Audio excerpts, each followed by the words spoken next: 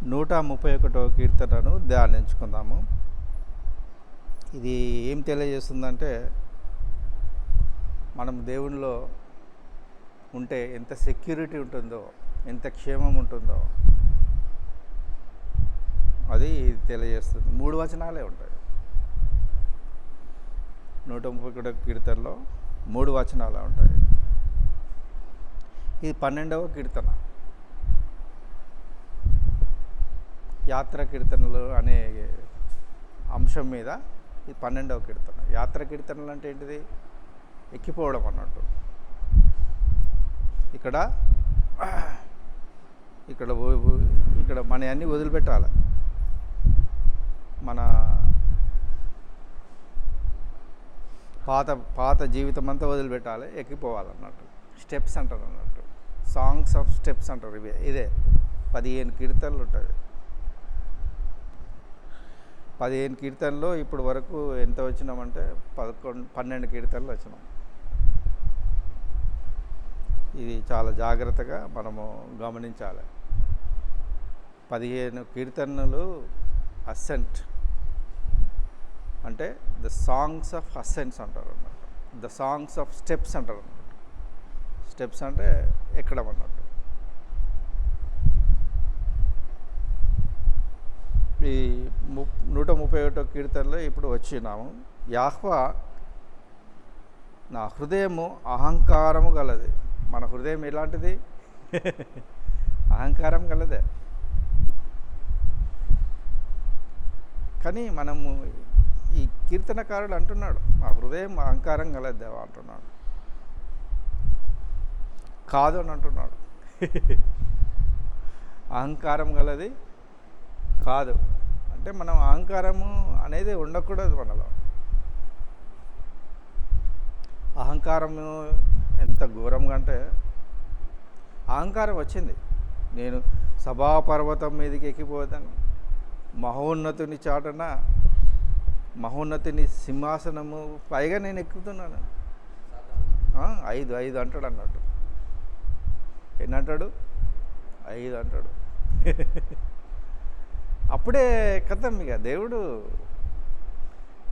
వాని ఆలోచన వచ్చినట్టు అక్కడ నుండి తీసేస్తాడు వాడిని. అహంకారం అలాంటి గొప్ప అహంకారం అనేది మనకు ఉండకూడదు. నాశనానికి ముందు ఏం నడుస్తుంది? గర్వం, అహంకారమే. నా కన్నులు మీదు చూసినవి కావు. మీదు అంటే పైగా చూసినది కాదు. అది మనం ఎప్పుడు కిందనే చూడాలి. మనకు ఉన్న పరిధిలోనే మనం చూడాలి. మనం ఎక్కువ పోయడం అంటే మీదు అని అంటే ఏంటిదంటే, దేవుడు ఇచ్చిన ఆశ్రయం మనకు ఉంటుంది కదా, దానికి ఇంకా మీద చూడతాం అన్నట్టు. అట్లా చూడద్దు మనం. మనకు దేవుడు ఎంత ఇచ్చిండో, ఏ స్థాయి ఇచ్చిండో ఆ స్థాయిలోనే చూసుకోవాలి మనం. మన కన్నులు ఎట్లుండాలంటే, దేవుడు ఈ స్థాయిలో నన్ను ఉంచిండు అంతే చాలు, ఇంకెక్కువ ఎందుకు?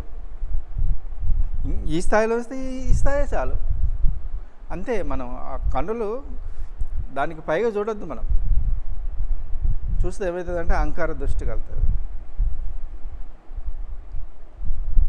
అందని వాటి యందు అయినను గొప్ప వాటి ఎందైనను నేను అభ్యాసము చేసుకుంటూ లేదు. అందని వాటిని మనము అభ్యాసం చేసుకోకూడదు. గొప్ప వాటిని మనము అభ్యాసం చేసుకోకూడదు. అభ్యాసం అంటే కాదు, అభ్యాసం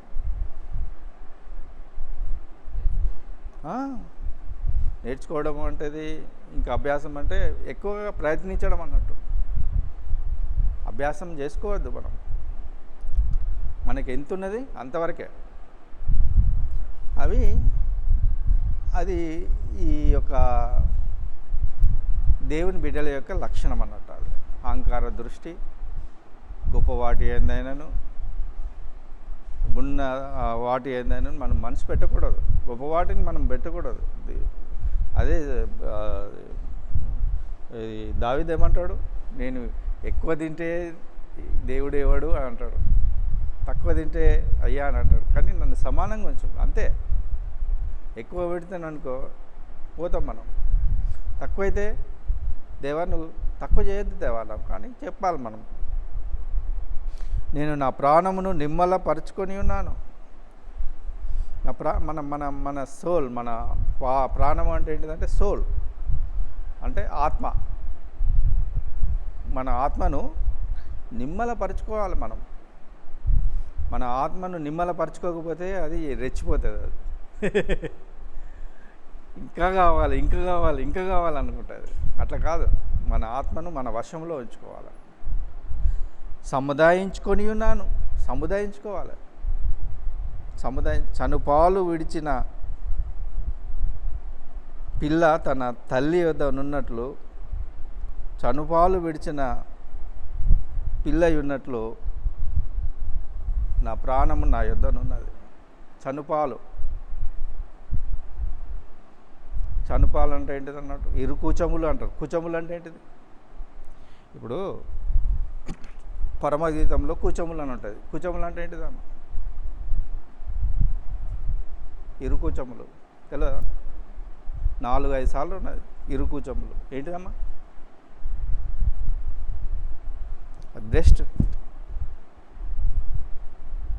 బ్రెస్ట్ని ఏమంటారు? కుచాలు అంటారు.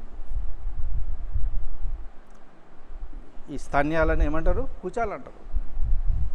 దేవుని దగ్గర స్తన్యపానం మనం చేయాలి. స్తన్యాన్ని హిబ్రూలో ఏమంటారు అంటే షడ్ అన్నట్టు. ఎల్ షెడ్డాయ్ అంటారు కదా.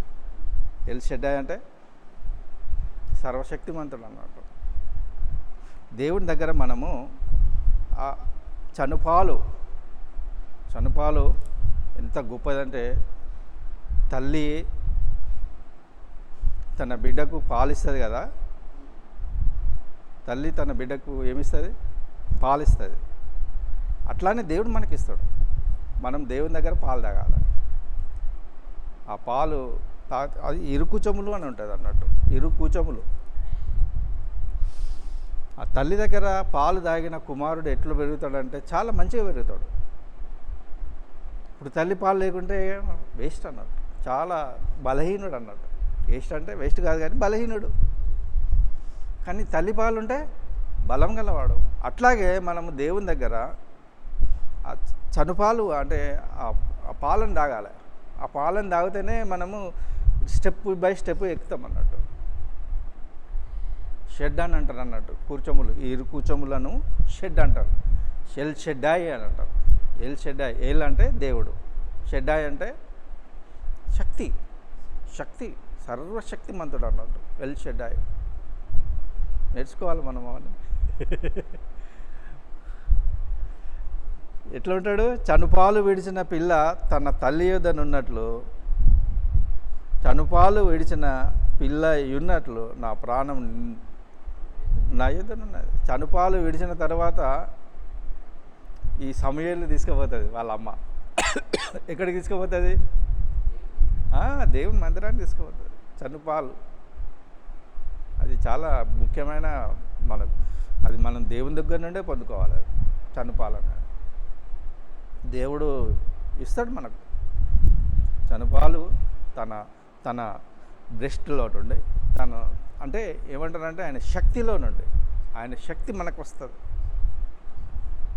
ఇరుకుచములు అంటే మనం ఏమనుకుంటామంటే ఈ ప్రేయుడు అని అంటాం కదా, అది కాదు. అది దేవుడు తన భక్తునితో మాట్లాడుతున్న విషయాలు అవి. పరమగీతాలు అంటే ఏంటిది? దేవుడు తన భక్తునితో మాట్లాడుతున్న విషయాలు. ఇప్పుడు ఎట్లుంటాయంటే భార్యకు మనకున్న సంబంధము అన్నట్టే ఉంటుంది, కానీ అది లోపల తెలుసుకుంటే చాలా గొప్ప విషయం. అది చాలా గొప్ప విషయం. లోపల నుండి పోవాలి మనం. డీప్గా అర్థం చేసుకోవాలి దేవుడిని, చాలా డీప్గా అర్థం చేసుకోవాలి. ఇరుకుచాలు అని అంటే దేవుని దగ్గర పాలు తాగడం అన్నట్టు. అట్లా అప్పుడు దేవుని యొక్క స్ట్రెంగ్త్ మనకు వస్తుంది. చిన్నప్పుడే నువ్వు పెద్దవాడివే కానీ ఇంకా పెద్దవాడివే కానీ దేవుని దగ్గర స్ట్రెంగ్త్ పొందుకోవాలి మనం. ఇశ్రాయేలు ఇది మొదలుకొని నిత్యము యాహ్వా మీదనే ఆశ పెట్టుకోవాలి. ఇది ఇశ్రాయేలుకే సమానం అన్నమాట. ఇది తోరా అంటారు అన్నట్టు. తోరా కీర్తనలను కూడా తోరా అంటారు. తోరా అంటే ఏంటిది? ధర్మశాస్త్రం. తోరా అంటే ధర్మశాస్త్రం. ధర్మశాస్త్రం అంటే ఆది కాండము, నిర్గమకాండము, లేవ్యకాండము, సంఖ్యాకాండము, ద్వితీయోపదేశకాండము. ఇది కూడా ఒక తోరా. అది మోషే ఇచ్చిన తోరా, ఇది దావీదు ఇచ్చిన తోరా. కీర్తనలు అన్నీ తోరనే. 150 కీర్తనలు ఆ తోరనే. మోషే ఇచ్చినది పంచకాండాలు, ఈ దావీదు ఇచ్చినవి కీర్తనలు. అట్లా మనం గుర్తుపెట్టుకోవాలి. అందుకోసమే ఇశ్రాయేలు అని అంటున్నాడు. ఇశ్రాయేలు పొందుకున్న తర్వాతనే మనం పొందుకోవాలి. మనం డైరెక్ట్ పొందుకోవడానికి వీల్లేదు. ఎందుకంటే దేవుడు ఇశ్రాయేల్ని ఆశీర్వదించాడు. ఇశ్రాయేల్ ద్వారానే మనకు తెలియజేస్తాడు. యాకోబు, నీ వాక్యము నీకు ఇచ్చినాను. ఎవరికి ఇచ్చిండు వాక్యము? యాకోబుకి ఇచ్చాడు. ఏ జనానికి ఇవ్వలేదు. ఉన్నదా? అది ఉన్నదా? వాక్యమును యాకోబుకు తెలియజేసిన వాడని ఏ జనముకి లాగునా చేసి ఉండలేదని. అంటే ఏ జనానికి తెలియలే, ఏ జనంకి ఇయ్యలే వాక్యం. ఓన్లీ యాకోబుకే ఇచ్చాడు. యాకోబు నుండి మనం తీసుకుంటాం. దేవుణ్ణి అర్థం చేసుకోవాలి మనం. యాకోబుకి ఇచ్చిన వాక్యంను మనకిస్తాడు. వాళ్ళకి లేని మనకి ఇవ్వడు. ఇశ్రాయేలు అంటున్నాడు. అందుకోసమే ఇశ్రాయేలు ఇది మొదలుకొని నిత్యము యెహోవా మీదనే ఆశ పెట్టుకోవాలి. మనం ఆశ ఎక్కడ పెట్టుకోవాలి? యెహోవా మీద పెట్టుకోవాలి. యెహోవా మీదనే ఆశ పెట్టుకోవాలి. దేవుడు తన పరిశుద్ధ వాక్యం మన మెడికల్లో దీవించి ఆశీర్వదించాడు.